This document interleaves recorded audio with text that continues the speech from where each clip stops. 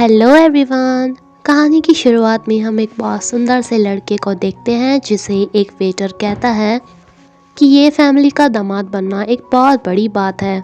तभी लुआंग इसके पास आके कहती है कि तुम तो मुझसे प्यार करते थे ना, तो अब शादी मेरी सौतेली बहन से कैसे कर सकते हो। ये इसे यहाँ पर इग्नोर करके चला जाता है। ये वांग इसके पीछे पीछे आती है एंड शायद ये भी यही चाहता था। ये वांग इसे कहती है कि तुम मुझसे नहीं बच सकते। ये इसे किस कर लेती है एंड देन इसके लिप्स पे अपना हैंड लगा के चली जाती है, जिसके तुरंत बाद से ये बेहोश हो जाता है क्योंकि ये वांग ने अपने हाथ पे ड्रग्स लगाए हुए थे। एंड इसकी बेहोशी की हालत में ये इसे कहती है कि अब तो मुझसे नहीं बच सकते, बट इसे नहीं मालूम था कि यह लड़का भी यही चाहता है। दरअसल ये सब कुछ एक नोवेल की कहानी होती है जिसे ये लड़की पढ़ रही होती है एंड कहती है कि वह अगले एपिसोड में ये लड़की जो कि इसकी साली थी इसकी फियांसे बन जाएगी। नोवेल तो काफ़ी ज़्यादा इंटरेस्टिंग है, लेकिन इस लड़की का नाम एंड मेरा नाम बिल्कुल सेम है, लेकिन मैं किसी के साथ इतना बुरा कभी भी नहीं कर सकती। ये जिस टैक्सी में बैठी हुई थी उसमें एक और लड़की आकर बैठ जाती है जिसने कि ये नोवेल लिखा हुआ था। बारिश का मौसम होता है एंड तभी इस कार का एक्सीडेंट हो जाता है एंड एक्सीडेंट के चलते ये वांग इस नोवेल के अंदर ही पहुंच जाती है। ये देखती है कि इसके कपड़े एकदम से चेंज हो चुके हैं।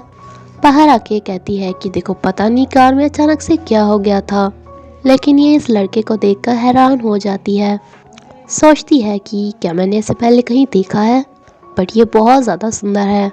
लेकिन मू चैंग इसे उठाकर कहता है कि अरे तुम प्रेगनेंसी की हालत में भी इतने हाई हील्स क्यों पहन रही हो। ये सुनकर ये चौंक जाती है। ये इसे इसके घर पर लेकर आता है जहाँ पर इसकी सौतेली मॉम अपने पापा से बोल रही होती है कि आपको आपकी दूसरी बेटी वैंकिंग का भी ख्याल रखना चाहिए, वो तभी से रो रही है जब से इन्होंने ये सब कुछ किया।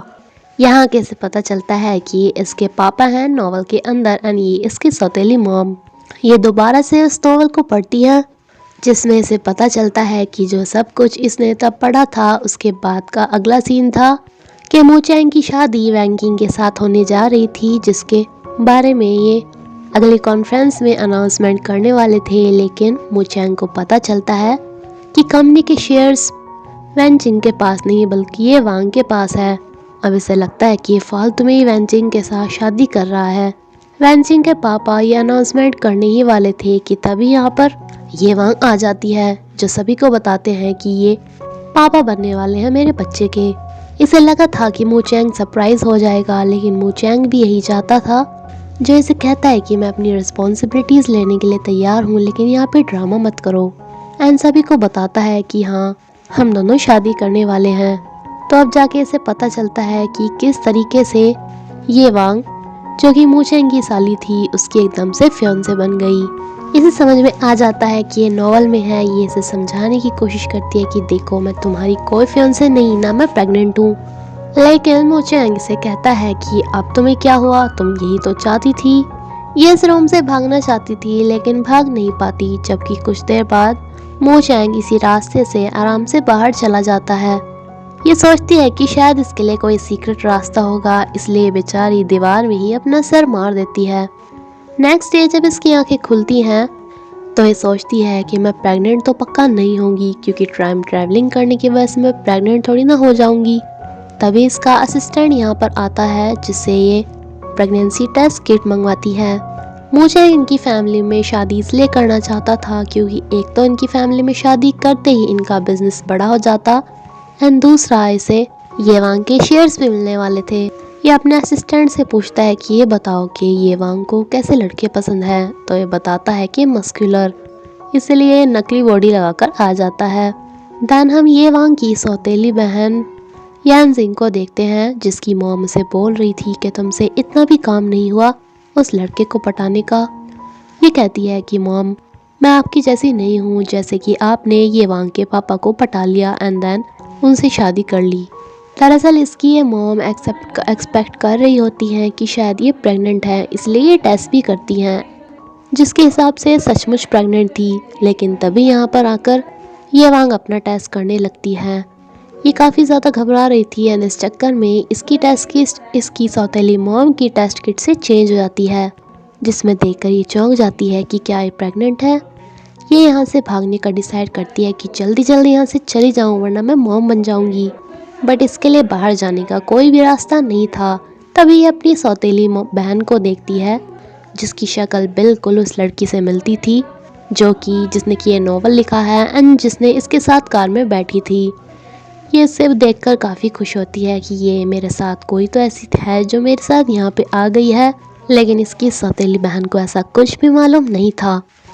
ये इसे समझाने की कोशिश करती है एंड कहती है कि देखो ये पेपर्स देखो, जैसे कि तुम मेरी कार में बैठी थी तो तुम्हारा घर भी मेरे घर के आसपास ही होगा, शायद इसमें तुम्हारा एड्रेस मिल जाए।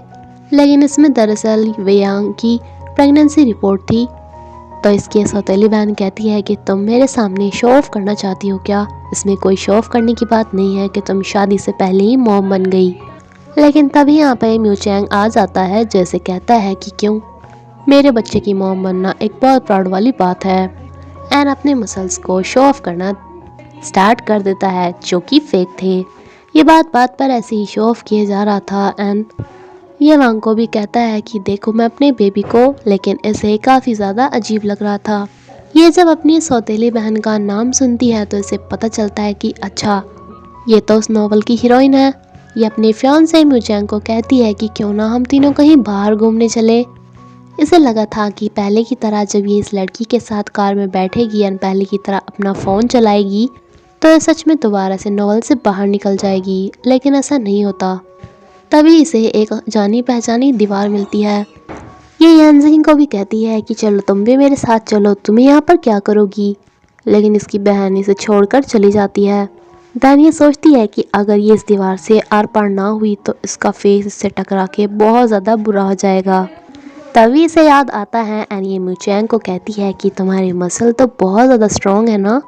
ये इसे इस दीवार के पास लेकर आती है एंड इसे धक्का दे देती है एंड इसी के साथ ही एपिसोड यहीं पे ख़त्म होता है फ्रेंड्स। अगर आपको मेरी वीडियो अच्छी लगी हो तो प्लीज़ लाइक करेगा एंड कमेंट करके बताएगा कि मुझे आगे कंटिन्यू करनी है या नहीं। Thank you.